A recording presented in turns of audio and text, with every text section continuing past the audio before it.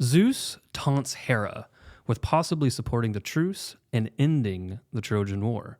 Amongst the bickering, Zeus reveals that he esteems Troy more than any other city, and its destruction is actually a gift to Hera by Zeus of his own free will. Moreover, Zeus' jests of supporting the truce seems to be a bit of theater, given his promise to Thetis. Nonetheless, he sends Athena to do two things. First, ensure the Trojans break the truce, and second, that the Trojans trample the Argives in their triumph.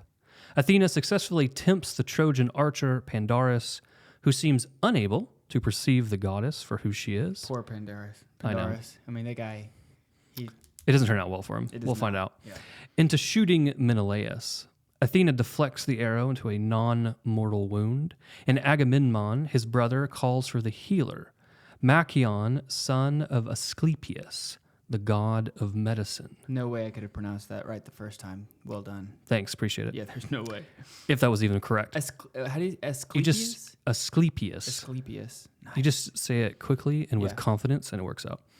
With the truce broken by the Trojans, with no observable attempt by Hector or anyone else to defuse the situation, Agamemnon marshals his chieftains for war.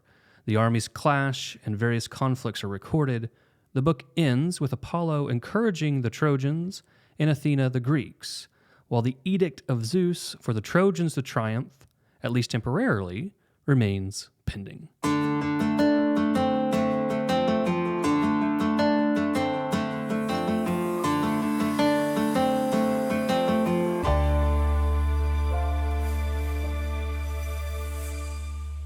Welcome to Ascend, the Great Books podcast. Welcome back, Deacon. We're going to book 4 today. Book 4. It's been awesome to hear from other people who have started reading with us and like developing small groups and asking us questions about different just things that they can utilize to be able to read the book with, how to form the small groups. It just goes to show you that there are definitely people out there that are hungry for reading good books. They just don't know where to start. So it's really cool to hear from them and be able to help them. If they go to thegreatbookspodcast.com, sweet URL, thegreatbookspodcast.com, we're updating that on a weekly basis so they can get a bunch of different information, whether it be stuff about the great books itself, about the Iliad, about Homer. I mean, we're continually growing all kinds of good stuff. The library. So it's really cool. If you have a great books group that you guys are doing, then send us a picture, tag us on social media. We'd love to see it and share it, and That'd be wonderful. Promote it to other people, because the idea is going to be like, as we go through Homer, going through the Iliad, going to go through the Odyssey, as we're going through this, the idea is in hopes that other people will do the exact same thing, right, and read with us, and then continue to learn about it to where we can pass it on to the next generation. Like, right. I can't give this to my kids if I don't read it myself. So yeah, it's amazing how many people in our current Sunday Great Books group were motivated originally to do there so they can understand the great books before their children become of age, then they can pass that down. And I mean, I'm one of them, right? I realized really quickly, like if I want to teach my kids and have order their appetites towards the true, the good, and the beautiful, I need to be reading these things myself. Yeah, it is interesting, just mainly being on Twitter, how many times if I tweet about the great books or whatever, like here's what I'm reading, because I try and read, something every morning and something every evening, and usually that's the fodder for whatever I'm posting on social media. Mm-hmm. Like how many people are just asking questions like, where do I start? How can I start? And I mean, that's really the kind of the impetus behind this entire podcast, right? Is to how do we help these people start? Because it is kind of daunting, like just pick up the Iliad, and also it's like it's unfortunate that the first book in most great book series is not like a small work. It's like, well, let's see how this works out, et cetera. It's like, no, here's at like minimum, I would say 6 months, right, of reading, if you're going to read it well and be attentive. So I think a lot of this is to help people through that process. I mean, even the guide, like if you look at our guide that we provide, it's in a question answer format. Right. Which is, we kind of forget, but the question answer is the most natural way that we learn, right? Mm-hmm. It's like us right here, right? We're having a dialogue. We ask each other questions. We figure this out.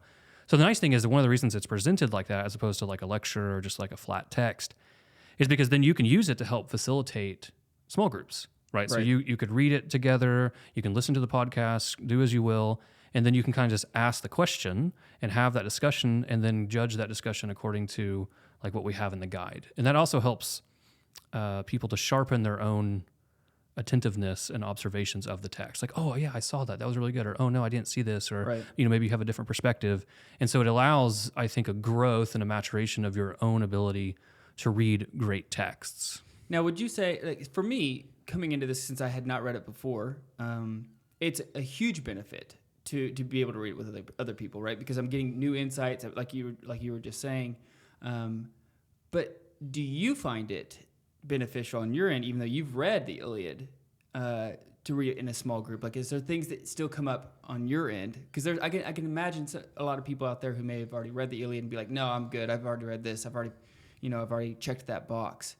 Would you recommend them getting into small groups and reading? Yeah, of course. I mean, I think off the bat, I think we have to admit that Homer is the teacher, right? So Homer is the one that's teaching. And so even if I'm like somewhat familiar with the text, I've read it before, et cetera, like really at the end of the day, all that I am is simply a student that's like more familiar with the material, right? I'm not the teacher. I'm not the master. I think anything that comes at a great book with the understanding of like, oh, I already know all that, right? Or I've mastered that. It doesn't have the certain humility and openness I think one has to have when setting themselves before someone like Homer, right? There is a reason, this book is what, like 850 BC is when Homer is.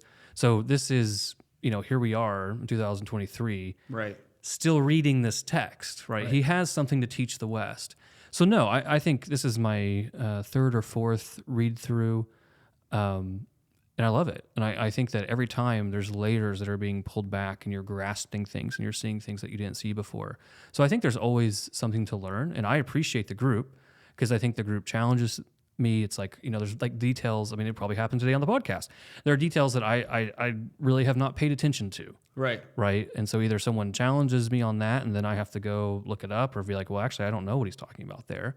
Right. Because sometimes we just get tired of looking up all the details. So I think it's challenging to read it in a group. Yeah, no, I totally agree. So let's jump into book 4. Yeah, so book 4. So kind of where we are in Iliad as a whole. We had our opener, which is drawn from our guide. The first question in every book is just like, what happened? Let's just make sure we understood the literal, just narrative of the text and provide a little summary. So what we saw last time in book 3 is there was this big duel, right? So you had Menelaus, you had Paris, and so frustrating, so frustrating. Yeah, so Paris. I think we mentioned it last time, but you and I were talking about it offline too, right? This idea that the gods come down and just swoop someone up or come and like resolve a situation. Like some people, and I think here in this camp, find that very frustrating, right, in the text. Right. We'll get more into that in a future book. I have more things to say about that. Right. Yeah. So because unfortunately it happens multiple times, right? So now we're kind of left in this, what does this mean? So this is what book 4 really opens up into, is like, what does this mean? Does this mean that the Argives think they've won, right? And that's really where we are, right? Is that basically Agamemnon, is basically declaring, victory, like, we have this, like this is over, et cetera. Right. I mean, we could probably challenge how much he believes that, but that's really the opening of where we are, right? Sure. And is the truce going to endure? Since we're on book 4 and there's 24 books, it's probably a safe bet that the answer is no. Right? It's a pretty big book, so I'm banking no. So what I mean, kind of as an opener, one of the things that I'd like to hear from you as a kind of a first time reader is because this book towards the end really gets into a lot of the warfare, right? There's a lot of this person fought this person and they dragged their body and they got their armor. And by book you mean book 4, meaning like the chapter 4, not the whole book. Right, not the whole poem. So what do you, just kind of like a raw take as you read through this the first time, what do you make of like the warfare?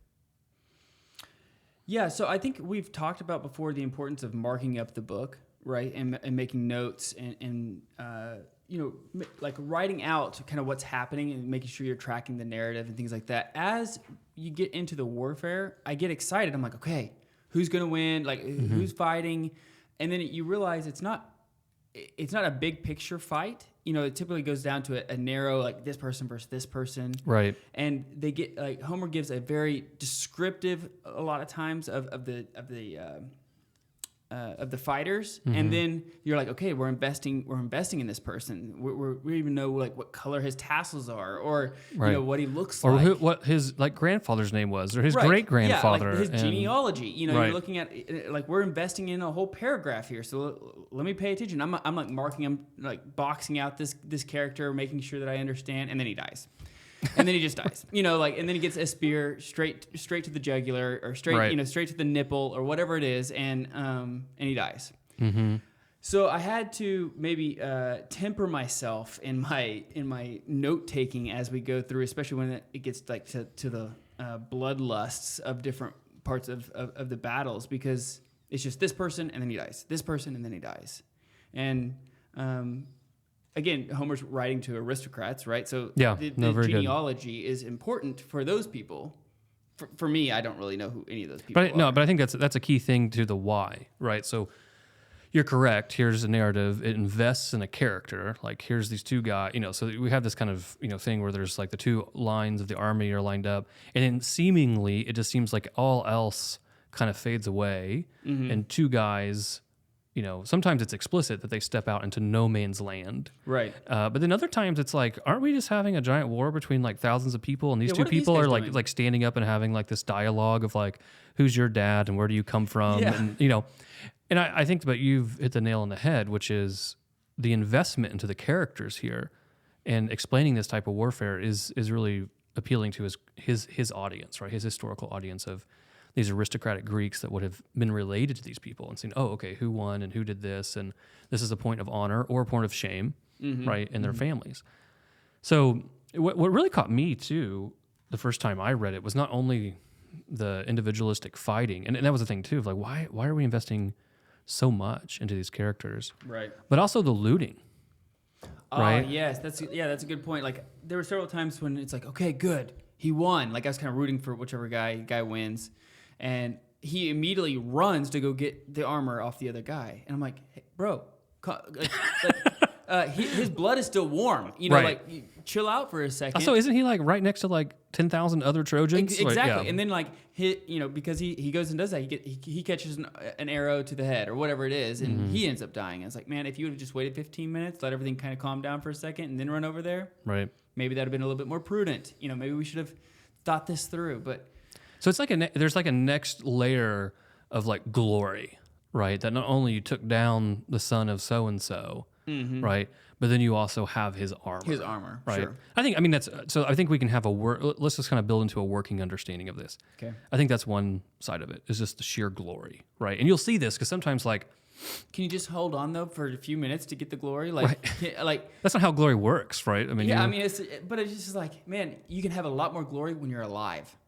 Because you'll see this several times. An example doesn't occur to me, but you'll see where like Diomedes or someone else will come forward and it will mention that like the armor he has or the chariot he has, etc., is actually so and so's that he already has from a raid that was actually given from the gods, right? I mean, you're bringing this like whole like ensemble that everything is part of your fame, your glory, your honor. I think that's certainly part of it. Part of it too is like we've seen with the guest friendship, right? The giving of gifts, right? You have all these magnificent things, and then like when you're the host or you're the guest, you have these things to exchange. I think that comes into that. The other thing too that we see at the end of this book 4, was just actually the practical thing of resupplying, right? These ships show up, right, to all the Greeks that are here on the beaches, and they have to resupply their provisions, etc., and they have to have something to trade.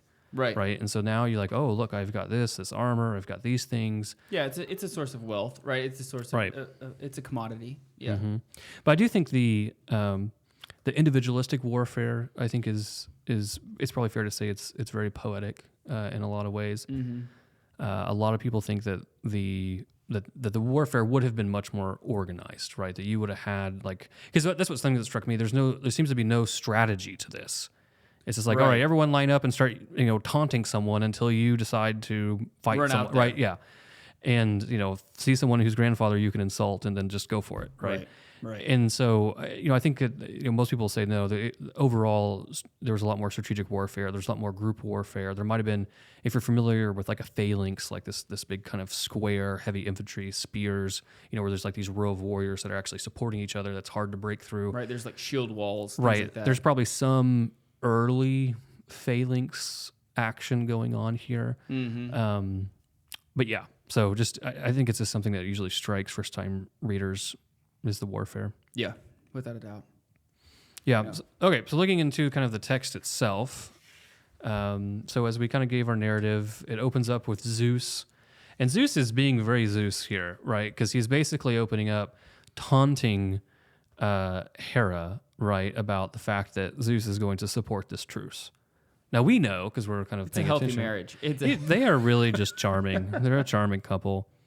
So he's sitting here, basically this is a bit of theater, as we said in the opening, because he's already promised certain things to Thetis, right? And that's why keeping the promises in mind is so important in the Iliad, because it kind of allows you to understand what's actually happening, right? So is Zeus really debating here that he's going to allow this war to end in a truce after we've seen so much about the fated doom of Troy? Right. No. Right. But even Hera can't take it, right? Athena might be quiet, but then Hera's still going to boil over with rage. And it leads to this like really interesting dialogue between Zeus and Hera, basically again getting into one of these narratives of like, and this is around 40, right? Hera breaks out around 30. Zeus is answering her a little bit shy of 40, in which he's basically saying like, you can't do anything anyway. But then if we talk about how fickle the gods are, there's like two things I want to point out here. One is that Zeus basically says, by the way, Troy is actually like my favorite city. And this is at, what is this, like 55 or so? He says, I honor sacred Ilium most with my immortal heart. Mm-hmm. So just keep in mind, like all these people that think they're honoring the gods and this will give them the gods' protection and all these things. And here's Zeus that has basically fated Troy to destruction, also saying, by the way, I love Troy the most. Assuming, right, we could challenge that notion, assuming he's not saying this just to annoy Hera. Right? Because then Hera responds, again, kind of just fickle layer upon fickle layer, right? She just says what? Here's all the things I love. I love Argos. I love Sparta. Burn them, right? Just raise them to the ground if it means that Troy will fall.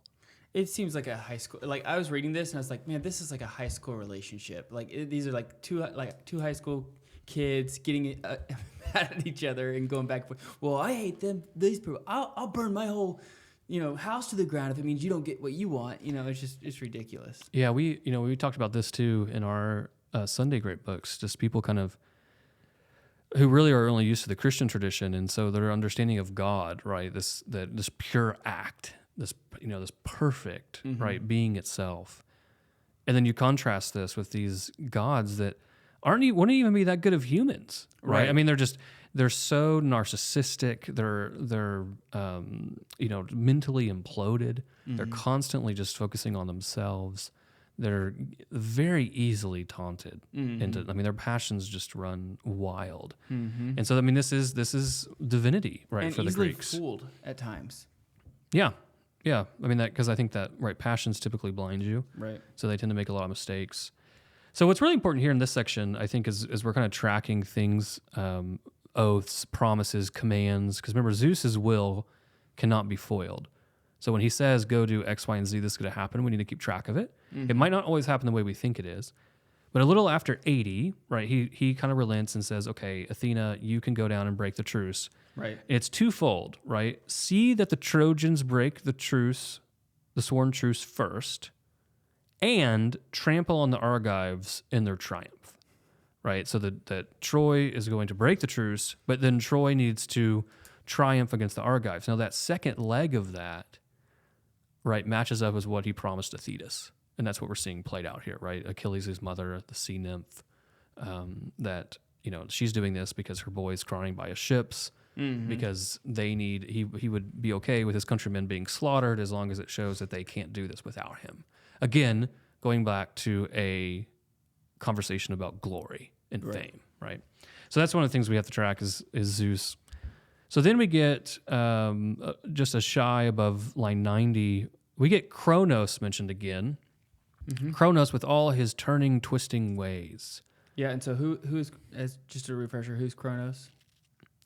No, I'm going to ask you that question. Who's Cronus? We Okay. talked about last time. Who's Cronus? So this is like your. Oh, yeah, that's right. I'm sorry. This is your. UTAT. Yeah, this is the Ascend Great Books podcast quiz time. So we talked about this last time. So do you remember who Cronus is? Yeah, so Cronus is Zeus's father, who Zeus kills or doesn't kill. See, this is a question that I had as I was reading through this for the first time, because they talk about deathless gods and they talk about immortals, and they talk, they're fighting each other, but they're not really killing each other at times. And so I was trying to wrap my mind around, like, okay, do they actually die? Do they actually like cease to exist? Are they annihilated whenever they're fighting? Like, how does this work? Because, Cronus, Zeus kills Cronus, his father, or in whatever word you want to use. Probably dethrones him. But, and then they talk here in this book in like around 35 or so, it talks about the deathless gods. And so I'm like trying to figure out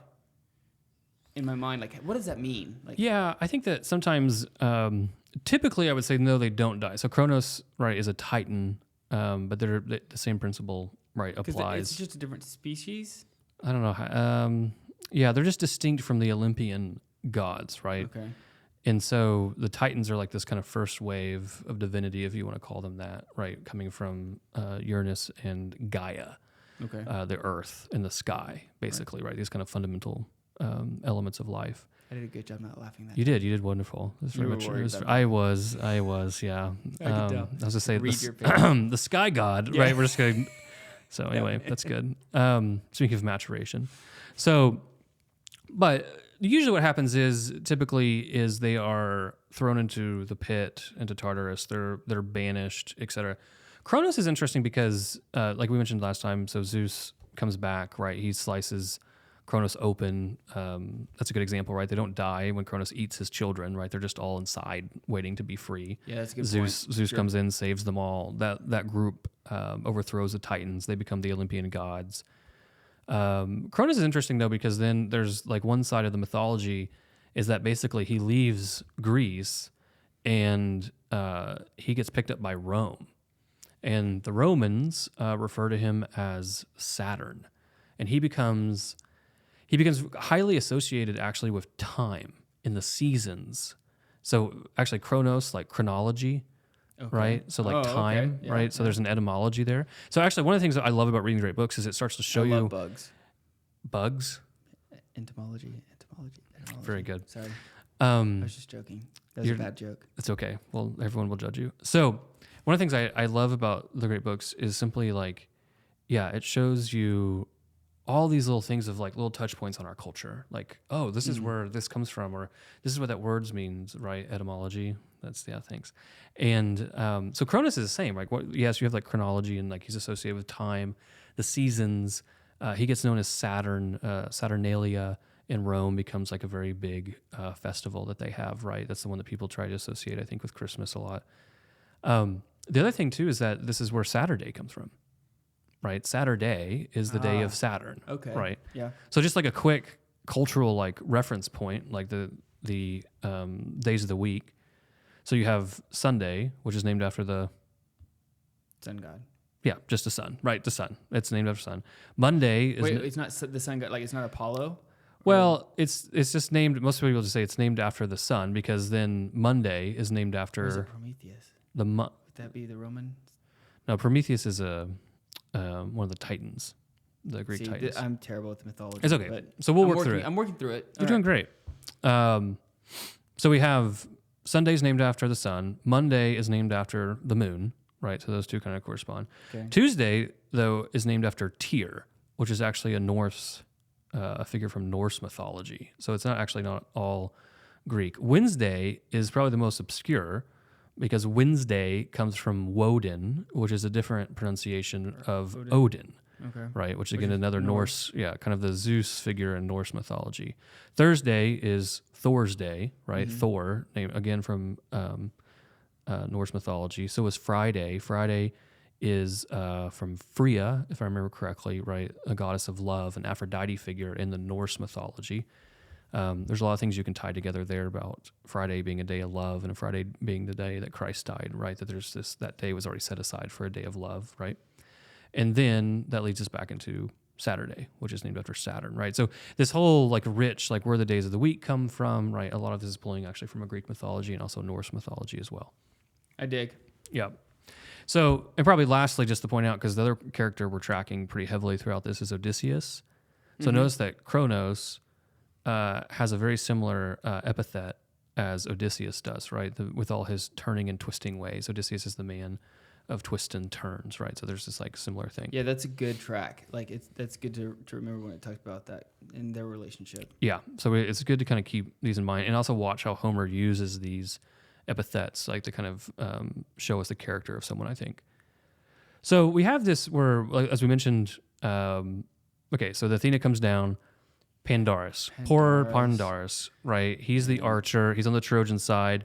Athena comes down, you know, hey, like everyone's going to love you. You'd win fame in all the eyes of the Trojans, especially Paris, which does not, like, I don't understand that. Maybe there obviously there's probably some relational connection I'm missing, but most of the Trojans hate Paris. It actually mentioned in last book that even if Paris was actually like, it actually says that they knew that Paris wasn't hiding amongst the Trojans because no one would have hid him from Menelaus. Like they do not like him. Right. But here it's just interesting that she says most of all. Prince Paris most of all. Yeah. So part of her rhetoric is you'll win fame, and obviously what she's. Go ahead. I was just going to say I just took that as him or her just selling it, right? Like even some of the prince of this whole place most of all will love you. Yeah, I mean, it could be. It was just an interesting point of rhetoric that I noted. Why not? So this is the temptation of him, right? So basically, the temptation here is to really break the truce. So there's an argument here that the Trojans really haven't broken it yet, because Aphrodite taking Paris away, right, is basically a forfeiture, and so the Argives have won. But now, because under Zeus's command, Athena is going to make sure everyone knows that it's the Trojans that actually break the truce. Right. So Pandarus, we should note, he's an archer. He can't, notice he actually, because Athena doesn't come to him, she comes under the guise of another Trojan. He can't see that it's Athena. One of the things that we're tracking too is who has the maturity or the gift to be able to recognize when the gods are acting upon them, right? Which is somewhat of a perennial question, right? How does mankind, how does the human heart become sensitive to the fact that the divinity, the divine, is moving and impressing upon them, right? Which I think is something that's important for our spiritual lives. Important. It's a perennial question, I think, in the West, right? How do we see these things? How do we have that spiritual, interior life? Right. Pandarus does not have this. He lacks the maturity to discern the voice of Athena, and so he's going to go for it. I did notice that his cohorts, it's a little after 1:30, hide him. So it's kind of a group effect here. Like they see what he's going to do, and apparently they think this is a good idea, right? Let's do this. They hide him behind their shields to wedge him, these kind of things. So he fires an arrow off. He hits Menelaus. Athena, though, right, because she's kind of orchestrating this whole thing, makes it where it's a non-mortal wound. And so Menelaus is hit, but doesn't he think that he smokes him? Doesn't he think like he's going to kill Menelaus with that hit? Yeah, I think so. Let's see if we can find a good textual reference for that, because this tends to be a thing for Pandarus where he thinks that he's done more than he actually has. So we might be able to find it in here. In the interim, Menelaus, right, he's got fresh blood straining down his sturdy thighs, shins, and ankles. So then you get Agamemnon's response, which I remember they're brothers, right?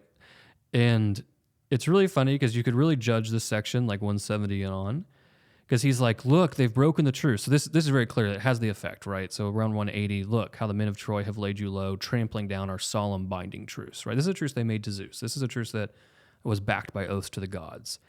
And then Agamemnon basically, is kind of already putting Menelaus in the ground here, right? And then you kind of read this, and he's not really worried about Menelaus. He's worried about will the men change their mind now that you're dead, right? Because what's the problem here? If Menelaus dies, right? Well, the main claim here is that they're at war because of Helen. If you remember, we talked about the oath, right? That they had all made. Right. Like she's incredibly beautiful, so they all made this oath, and now that's why they're all here, at least on some kind of pretext. Is Agamemnon really worried about Menelaus, his brother, or is he worried that like, oh my gosh, if you die, brother, you'll demotivate the men, right? Right. And like we won't be able to fight. Yeah, he even has to say like, because King Agamemnon gives us like terrible like buzzkill of a death speech. It's just like. This is just ridiculous. And then Menelaus is like, brother, this point's not lodged in a mortal spot. You see, like, I'm not going to die. It's right. Like, Menelaus is like throwing dirt on his, burying him alive almost. He's like, I'm not dead. Right. So then he calls for the healer. He's Menelaus is going to be fine. But King Agamemnon never wastes an opportunity in chaos. No, he does not. And you'll see this too. I mean, how he treats Menelaus, I think, a lot of times is running interference so Menelaus doesn't get himself killed, right?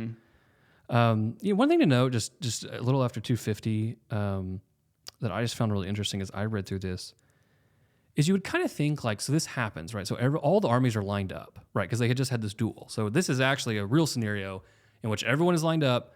It actually says they took off their war gear, right? Like they're all sitting here. Everyone just saw what Pandarus did. It was striking to me, and I don't know, maybe it's an immature view, or maybe I'm not being observant, but like it just kind of struck me like, why doesn't like Hector stand up and be like, no, wait, like we're not, like there's none of that. Does this make sense? Like so, Pandarus does this. Everyone like this is about to go into chaos, right? Mm-hmm. We're about to go right back into bloodshed, right? And their leader's nowhere to be found. Yeah, it struck me as odd that like. It's just an impression, but it struck me as odd that Hector doesn't like run out. And I mean, I don't know, offer Pandarus to them and say, listen, take this dude. Just take him. Like, no, this is not us. I don't support this. This isn't us. Like, that was not a command this. from me. Right. Like this is not Troy. Like we don't break our oaths. Right. Like have him. Yeah, I agree. There's been several times throughout the book thus far where I feel like there's a pivotal point or like this climactic point, and for whatever reason, Hector is nowhere to be found, or he says the wrong thing at the wrong. Anyway, I think that's a good point because where is he? And Hector, I think, will be critiqued on that sometimes. I mean, I think he's a very virtuous character, as we'll see, but he's not without his fault. Yeah, right. I don't think he's without his fault. So then we kind of get into the end of here, which is Agamemnon marshaling the troops. It says his hour had come. So he kind of goes through all the main guys that you would expect: Ajax, Nestor, your boy, the old war horse, right? Such a great name. And he is like a veteran, like that's in a locker room giving like the old time speeches of right. Back he is that. I mean, he's, again, tracking Nestor, right? He's the oldest war chief. Mm-hmm. He's a link. I think most importantly, he's a link to a prior age that was greater. Yeah, these guys, their fathers and forefathers were greater men than they were, right? And they could lift these heavy boulders. They could do these things, And so he really is this link to a more mythical past. He knew some of these great heroes before Troy, right? Theseus, right. Perseus, Hercules or Heracles. These are people that he was closer to, and they were real heroes, right? These great heroes prior. Bellerophon would have been in there, right? These great heroes prior to Troy. So he's just a good character. He gives a lot of advice. We can judge. If it's good or not. How prudent it is, but he has a unique kind of background, if you will. So then we get to Odysseus, which is probably one of the right, which is probably one again as we kind of parse out who he is. Yeah, he's the great tactician. So anyway, he gets critiqued here, basically for cowering, right? And so this is around a little after 390. This is Agamemnon, right? Because Agamemnon's running around saying, "Hey, we've got to get the battle. Like here we go." He's even calling out Odysseus' troops, right? Like he's summoning all the troops. Like I thought that was a little weird reading it for the first time. Like how bold and how prideful it was, even though he is king. Like I get it, but to call out Odysseus' troops to get ready without even talking to Odysseus first. I don't know what the chain of command is. Obviously, he's at the top. But it would seem that as a good leader, you'd be like, the ranks right below you, the other kings, you'd be like, hey guys, we're gonna go to war. Get your troops ready. Not calling them out yourself. Well, he just really like so. Yeah, no, I agree. I mean, there's after 390, he says, "And you, the captain of craft and cunning, shrewd with greed, why are you cowering here, skulking out of range, waiting for others to do your fighting for you?" Right. So he's so this great tactician Odysseus. He's basically critiquing and saying, "Hey, your tactics here are self-serving." Mm-hmm. Right. Yes, you have this great tactician's mind. You're a mastermind like Zeus. Right. There's a deep connection between Athena and Odysseus, and here he's being critiqued of like, actually, your tactics here, your mastery is self-serving. Mm-hmm. Odysseus doesn't go well for this, right? It says the great tactician Odysseus gave him a dark glance. I love this next line too. I thought that was, we'll go for it. Yeah, I love where he says, "Now what's this, Atrides? This talk that slips through your clenched teeth." Like I can just like see him just like even clenching his teeth as he's talking about it. I just thought that was like so descriptive, and I really dug it. Yeah. Yeah, I mean, he basically calls him a hypocrite too, right? You take the time, and why don't you taste some action, right? So anyway, then Agamemnon kind of, I would say he kind of softens a touch, right? We'll see eye to eye, if any offenses pass between us now. He walks it back a little bit. Yeah, I think he does. So, he calls out Diomedes, which is another, primary character. We're about to go into a wonderful book 5 features Diomedes, so we'll kind of parse him out there.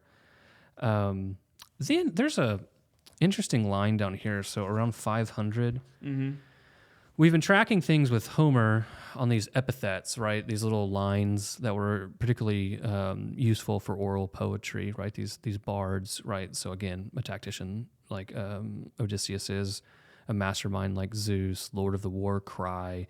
The High King of Men, like all these things that they have. But he also, I think another thing to do is to watch his metaphors.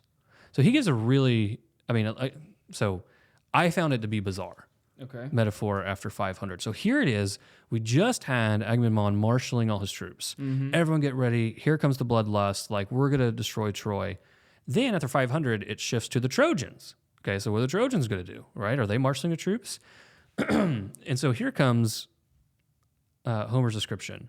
"But not the Trojans, no. Like flocks of sheep in a wealthy rancher's steadings, thousands crowding to have their white milk drained, bleating nonstop when they hear their crying lambs. So those shouts rose up from the long Trojan lines, and not one cry, no common voice to bind them." Mm-hmm. So, 2 things on this.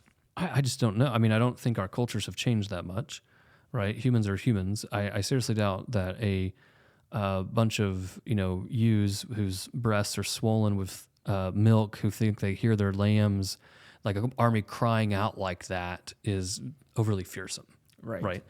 So what is he doing here? Right, because I think again, if we approach Homer as a teacher, we approach him as he's his own mastermind, his own genius of telling the story of Troy. Because you can oversee this, oh, that's silly, that's dumb, and move on. I think another thing here, too, and I think we're going to see a pattern, is that he's going to associate the Trojans time and time again with sheep. Mm-hmm. And I think this very much is sheep to the slaughter, right? So here's this what should be this fierce battle lines that are being drawn. Which it also says in that very text is no common voice to bind them. Yeah, how did you read that? Like, I thought... Well, I took that as a slight to Hector. Yeah. I was like, again, it kind of came back to, okay, well, where's their leader? Like, why is there not one guy coming out and giving the rally cry? It kind of goes to show, like, he's nowhere to be found. Yeah, I mean, I think you could make a note here. They have no shepherd. Right. So they're sheep. They're sheep without a shepherd. Right. Is I think that if we're gonna dig into this metaphor, there's no shepherd for them. So then we do get, it kind of ends, the book kind of wraps up here now with like the battle starts over again. So we get this guy is going to kill this guy, and here's where we are. So here we kind of get into that unique battling, right, that we've seen kind of go back and forth. I think the one thing, though, to note, just kind of like a architectonic kind of looking back, instead of getting into each individual battle, is Athena was told to do 2 things. Right. 1, Troy needs to break the truce. Now that coincides with Athena's own interests, right? Because Right. that would be anti-Troy. However, the second one was that then Troy was supposed to triumph over the Argives. Mm-hmm. And here comes Athena blessing the Argives, and they're actually pushing now up against Troy, these bleeding sheep, right? So what should be happening here, what we're trying to notice is, if we're tracking Zeus, is okay, there's an Argive momentum here, but why are the Trojans not triumphing? Why are the Trojans not pushing back? Which is what they should be doing right now. Right. And so that kind of leads us into book 5 with the kind of anticipation of like, shouldn't Troy be turning this around? Yeah, and again, as it's the whole litany of different people dying. I love how Homer always describes death of of some kind of guy. You know, you just continue to hear. I love his descriptions of what death really is. Yeah, he loosed his limbs is one of my favorite ones. He ones. loosed his limbs. Yeah, I mean, there's several of them. The dart came swirling down across his eyes. I think he uses that twice on page 162. I love tracking that. So, anyway. Good. Anything else on book 4? No, I think book 4 was good, but book 5 is going to take some digging into. Yeah. All right. All right. Very good. All right. Follow us on social media. Take a picture of your small group. Send it to us. Would love to see it. Check us out, thegreatbookspodcast.com. All right. See you next week. See you.